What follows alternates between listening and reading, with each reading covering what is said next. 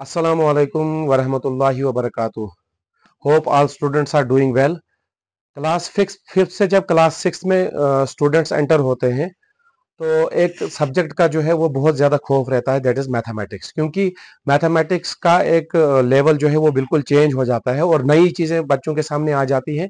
और यूजुअली देखा गया है कि वो कन्फ्यूजन हमेशा मैक्सिमम ऑफ स्टूडेंट्स में रहता है और class tenth, class 11th, class 12 तक जो है वो उसका इफेक्ट जो है वो नज़र आता है। लेकिन इन वीडियोस से जो है मैंने कोशिश की है कि हम बेसिक्स, जितना भी क्लास सिक्स के चैप्टर्स के हैं, हम पहले बेसिक्स को अच्छी तरीके से समझेंगे। और जब ये बेसिक्स आप बिल्कुल अंडरस्टैंड करेंगे और जितने भी कंफ्यूजन्स ऑल अराउंड होते हैं ऑपरेशंस में, अलजेब्रिक एक्सप्रेशंस में, या इसके अलावा कांस्टेंट और वेरिएबल जो सबसे इंपॉर्टेंट और बेसिक हमारा टॉपिक है जो मैंने आज लेक्चर 1 में चूज किया है, तो हम इसको पहले समझने की कोशिश करेंगे। हम इसको अच्छी तरीके से एक्सप्लेन करेंगे, समझेंगे सिंप्लीफाइड वे में। और मुझे पूरी उम्मीद है कि इस वीडियो से जो है आप इस पूरे कंसेप्ट को जो है क्लियर करेंगे। तो फर्स्ट इज कांस्टेंट। कांस्टेंट जो है वो किसे कहा जाता है? कांस्टेंट जो है ये ऐसी वैल्यूज होती हैं मैथमेटिक्स में जिनकी वैल्यू कभी भी चेंज नहीं होती है, यानी उनकी उनके नेचर पे कोई भी इंपैक्ट नहीं पड़ता है।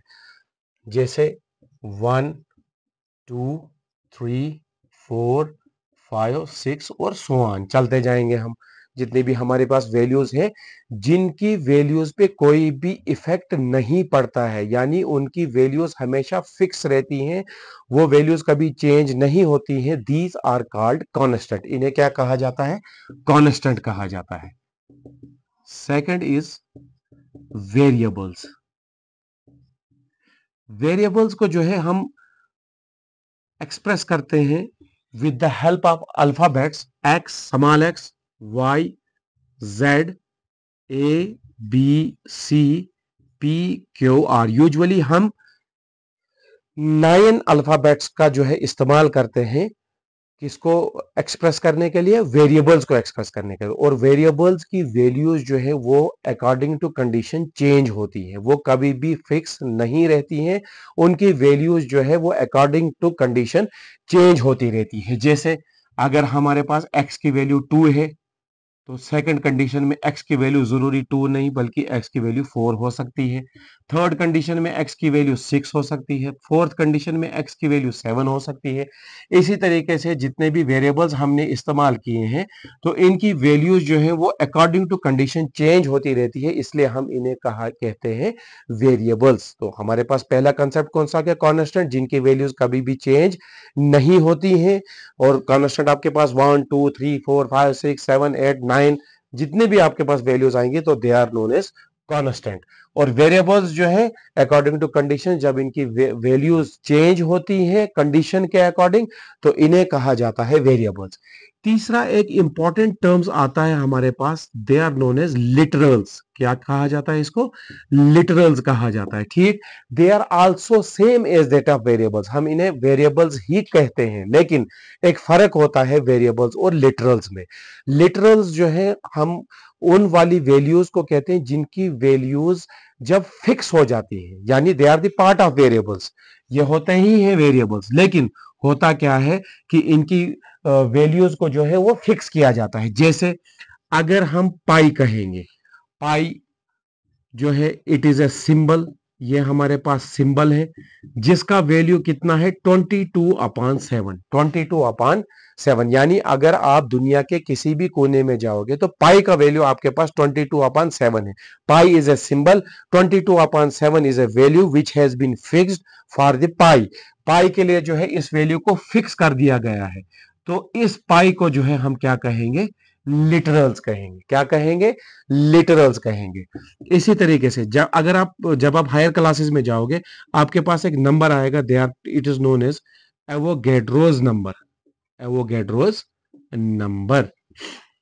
एवोगैड्रो नंबर को हम कैसे रिप्रेजेंट करते हैं? एन ए के साथ। This is known as Avogadro number. और एवोगैड्रो नंबर का एक फिक्स वैल्यू है, दैट इज 6.023 इंटू 10⁻23।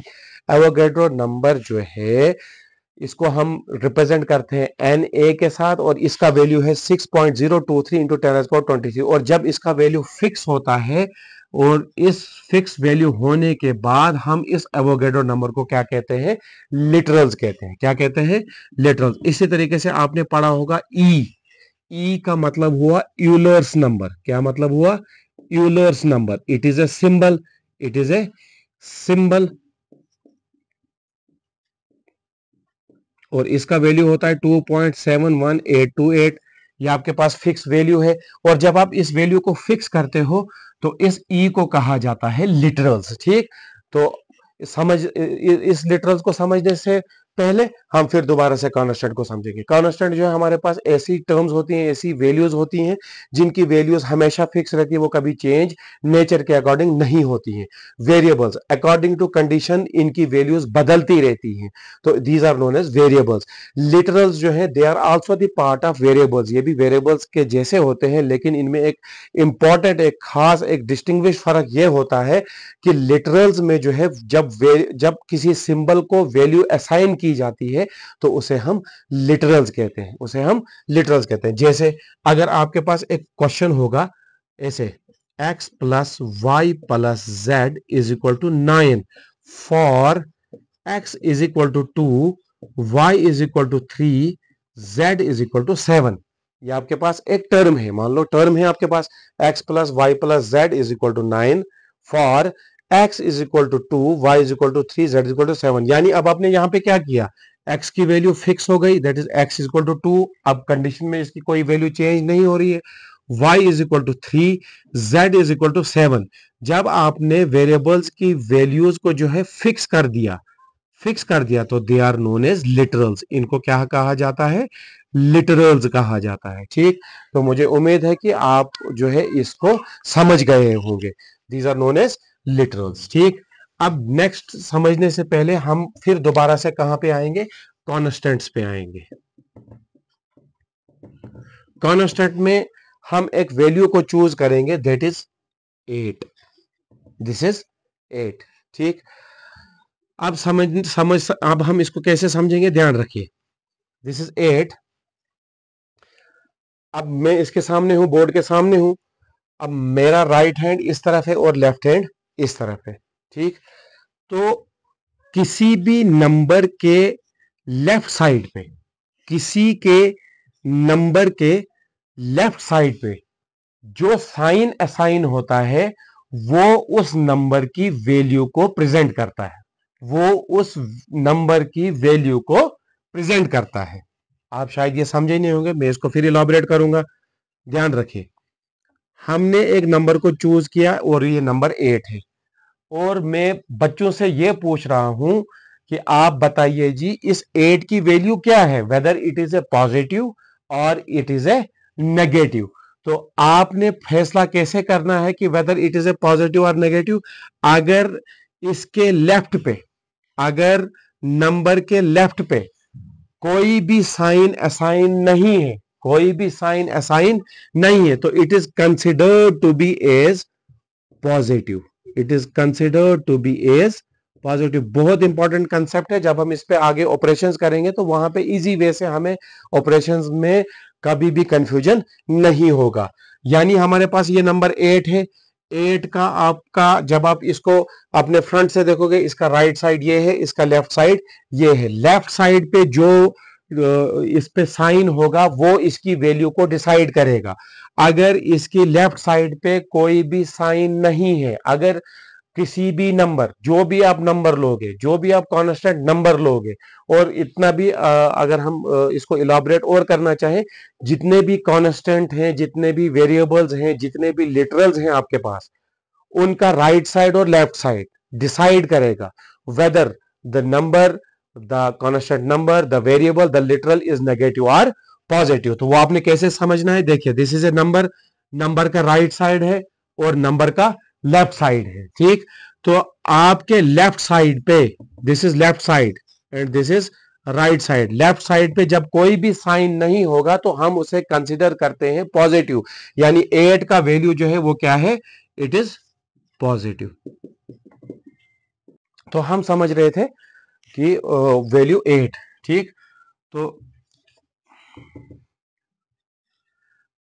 तो नंबर के लेफ्ट पे जो साइन होगा, जो साइन असाइन होगा, तो वो उसकी वैल्यू को डिसाइड करेगा। ठीक, इसके लेफ्ट पे कुछ भी नहीं है, जो नंबर हमने चूज किया इसके लेफ्ट पे कुछ भी नहीं है, तो इसका मतलब the value of 8 is positive, the value of 8 is positive.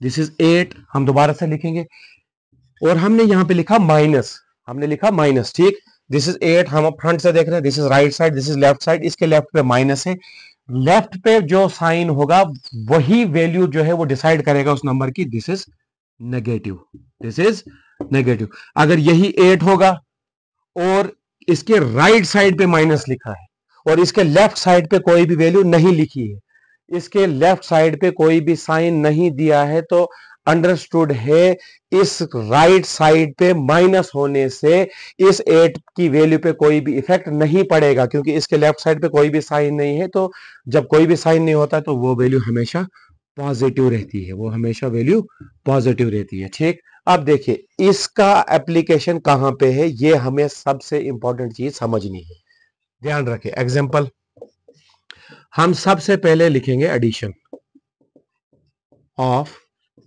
Constant. हम इसे कैसे करेंगे, ध्यान रखिए। अगर हम एक नंबर चूज कर रहे हैं 2, this is +3 is equal to, हम इसको कैसे एडिशन करेंगे, हमने स्टेप वाइज सीखना है। हमें मालूम है 2 + 3 इज 5, लेकिन अगर हम थोड़ा बेसिक से चलेंगे तो इंशाल्लाह जब आगे माइनस की वैल्यूज हमारे साथ आएंगी तो हमें वहां पे कंफ्यूजन नहीं होगा। दिस इज 2 + 3, 2 + 3, हमें पता है 2 + 3 इज 5, लेकिन हम इसको कैसे समझेंगे, ध्यान रखिएगा। 2 के लेफ्ट पे जो है कौन सा साइन है, प्लस साइन है। 3 के लेफ्ट पे कौन सा साइन है, प्लस साइन है, और प्लस प्लस जो है हमारे पास क्या होता है, 2 प्लस प्लस हमेशा प्लस होता है, तो 2 + 3 हमारे पास क्या होता है, 5 होता है। ठीक, इसके लिए हमारे पास 4 सिंबल्स का समझना बहुत जरूरी है, ध्यान रखिए। अगर हमारे पास 2 टर्म्स हैं एडिशन की, सब्ट्रैक्शन की, और अगर आपके पास पहली वैल्यू प्लस है और दूसरी वैल्यू प्लस है, तो वो हमेशा क्या होंगे, प्लस होंगे। अगर आपके पास पहली वैल्यू प्लस है, दूसरी वैल्यू माइनस है, तो वो हमेशा क्या होगा, माइनस होगा। अगर आपके पास माइनस है और दूसरी वैल्यू प्लस है, तो वो क्या होगा, माइनस होगा। अगर आपके पास दोनों वैल्यूज माइनस है, तो वो आपस में क्या होंगी, प्लस होंगी। ठीक, तो ये हमें समझना बहुत जरूरी है। इसको हम कैसे समझेंगे, ध्यान रखिएगा। इसकी पहली एग्जांपल क्या आएगी, 3 + 5, 3 + 5। देखिए आपके पास 3 के लेफ्ट पे क्या है, प्लस, 5 के लेफ्ट पे क्या है, प्लस, प्लस प्लस क्या हुआ, प्लस, तो यानी ये प्लस होगा, इसमें कोई भी माइनस का मिक्सचर नहीं होगा। तो 3 + 5, दिस इज 8, दिस इज 8। इसकी एग्जांपल समझ लीजिए, this is 5 - 3 is equal to 5 - 3। मैं कहूंगा आपको 5 की वैल्यू बताओ जी, तो आप 5 की वैल्यू क्या बताओगे, 5 के लेफ्ट पे कोई भी साइन नहीं है, तो अंडरस्टूड ये पॉजिटिव, तो इसका मतलब 5 इज प्लस। 3 के लेफ्ट पे जो है वो क्या दिया है, माइनस, तो यहां पे क्या आ गया, प्लस, प्लस माइनस क्या होता है, माइनस। 5 - 3 कितना हुआ, दिस इज 2, 5 - 3 इज 2। हम इसको फिर दोबारा से क्रॉस चेक करेंगे, दोनों वैल्यूज में बड़ी वैल्यू कौन सी है, 5 है, तो 5 का इफेक्ट क्या है, दिस इज प्लस, तो 5 का इफेक्ट जो है वो आंसर पे रहेगा, यानी यहां पे माइनस जो है वो डाइल्यूट हो जाएगा, माइनस की वैल्यू जो है वो आगे कंसीडर नहीं की जाएगी। अब आप थर्ड पे आ जाइए। For example, this is -8 + 4, -8 + 4।